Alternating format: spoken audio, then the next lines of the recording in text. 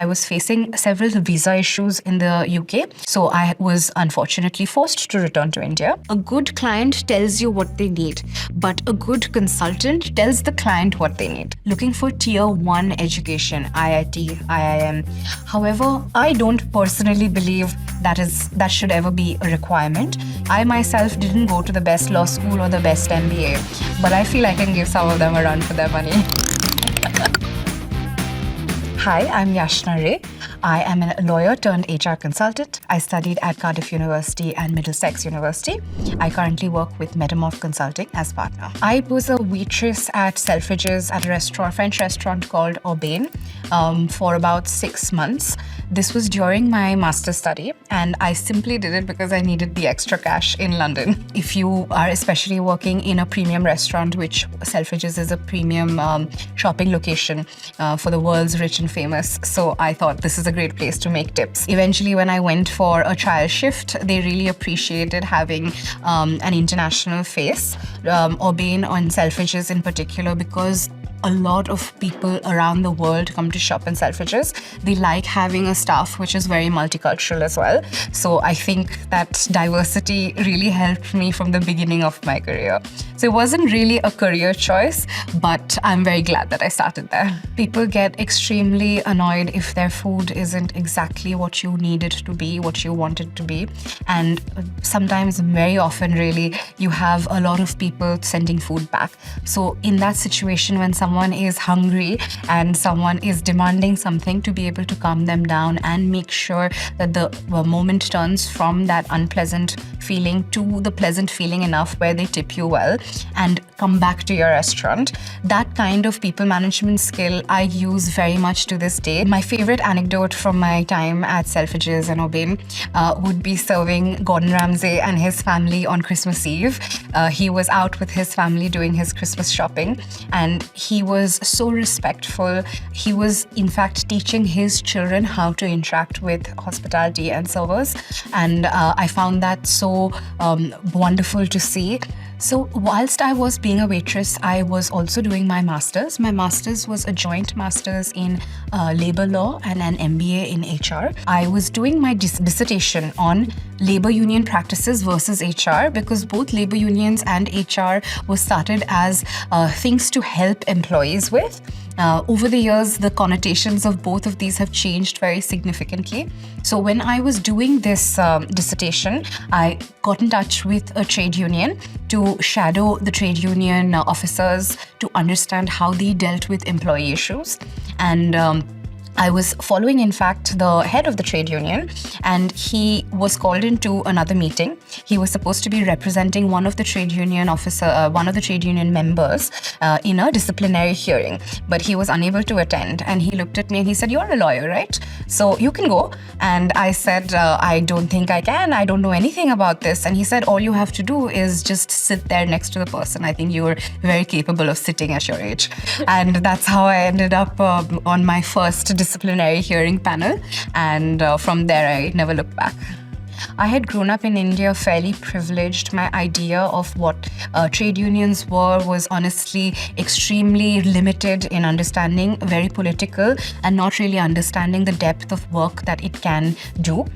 So I'm grateful for that experience in showing me a variety of people, their problems, in understanding so many different cultures. The union that I worked for often worked for minority communities, and a lot of stereotypes in my head were broken at that time. I was facing several visa issues in the UK where I was not being granted a visa, and certainly my previous role as a trade union officer that involved me suing the government several times did not help me getting a permanent visa solution. So I was unfortunately forced to return to India. When I did come back, I was very open to exploring a lot of different options. I loved my time as a trade union officer. It was a very offbeat decision, but I felt at that time it was the right decision for me.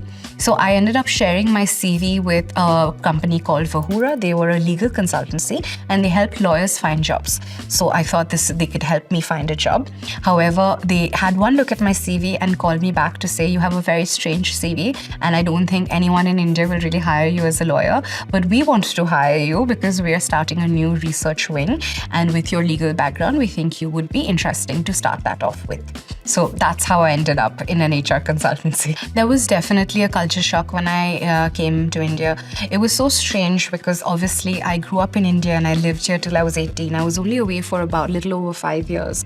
But those 5 years were my adult formative years, and my only references of working and working culture were very British. So coming back to India and getting used to the Indian office environment of a company that was not very large at that time, the familial way in which they worked. So much of work happened based on relationships. So many people were willing to work with you because they knew something about you from before, or you had to create a sticking image in their mind.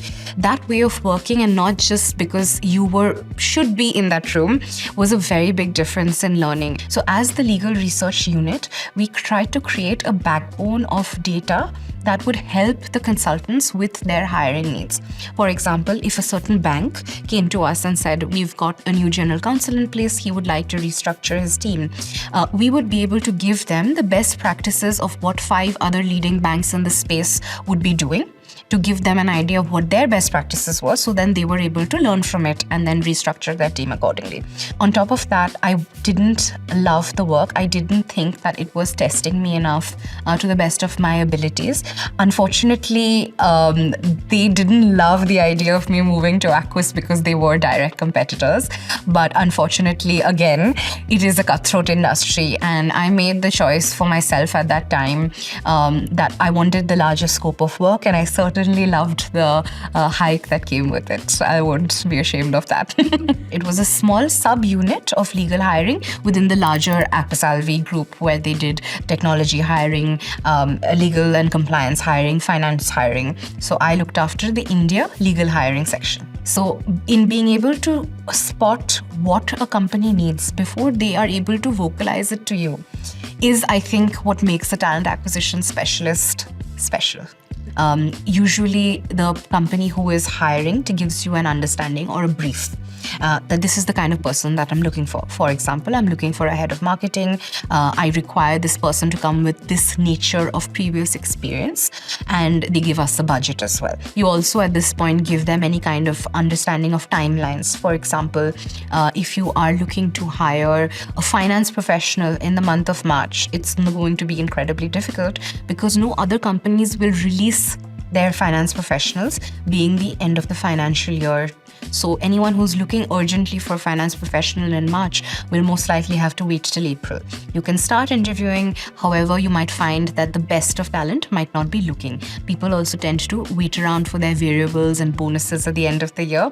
So interestingly, I got laid off from Ac Research at Apis Alvi. They decided to shut down portions of their Asia business, and my vertical was one of them. But I did, of course, update my LinkedIn saying I was looking for a position, and I received a call on a Sunday afternoon from someone saying that, giving me this incredibly complicated explanation of how they were a sub-unit of a venture capital fund that didn't really have a name and had very few employees. And it all sounded so strange to me that I knew I wanted to know more.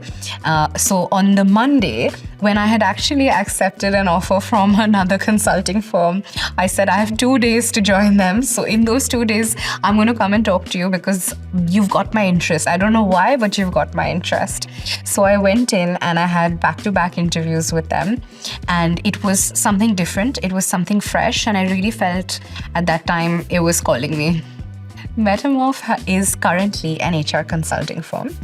We started about 8 years ago simply as talent acquisition. We were incubated by a venture capital fund called Bloom Ventures. Bloom Ventures would invest in early stage startups. And one of the founders of Bloom Ventures had an idea that what if we were able to provide other services that helped startup founders other than just giving them money and funding. And in those years, the understanding of people wanting to work for startups was extremely low. The appetite of the target pool was also very low. The ability for startups to pay well was also very low. So overall, it was extremely challenging. I came in year 3 of the organization, and I was the 7th employee. By that point, we had a small team of talent acquisition individuals who were working on hiring for technology and non-technology positions within the Bloom Ventures ecosystem. I think there was an immense amount of trust in what I could do when I first came in, considering I wasn't from the technology industry or had any kind of understanding of startups. It is my job to work with founders to be able to advise them what their company needs at that time. Sometimes a company's immediate requirement is hiring, but sometimes, and as a startup grows, the kind of support we give them also changes. So startups may often not have the infrastructure or HR team set up to be able to do everything that they want to do, which is where we come in. A good client tells you what they need, but a good consultant tells the client what they need. I think 3 common mistakes that founders make when hiring. The first would be hiring exactly people like themselves, because we tend to find familiarity between in other people, and we look for that. But trying to find clones of yourself can be harmful, because then you're not hearing a difference in opinion, and that's very integral to in an early stage of a startup. A common mistake that founders make is looking for people with certain educational qualifications. For example, we often hear a requirement being looking for tier 1 education, IIT, IIM. However, I don't personally believe that should ever be a requirement.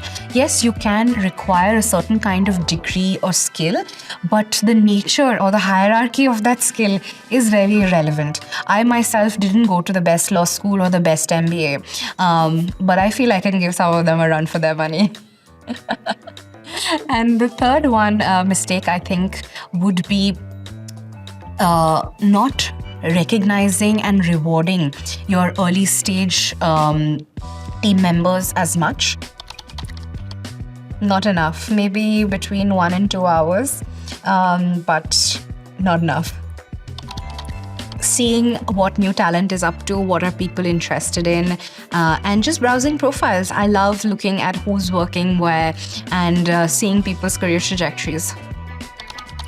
I think being direct, straightforward, and short. I think some people tend to really go on and on about their own careers. I will be looking at your profile anyway, so don't give me so many details. Try to get the highlights in as quickly as possible. And I think avoid using flowery language, because being a sales ninja is not a thing. I think at the end of the day, the startup industry is quite small. So sometimes it does feel like a massive game of musical chairs. But I don't think there's a talent crunch. And this is where Mesa also comes in helping provide a newer talent who's ready to take on the challenges of the industry. If there is somebody else that you would want to see a LinkedIn or a career breakdown for, please comment down below and we'll try to get that person for you next.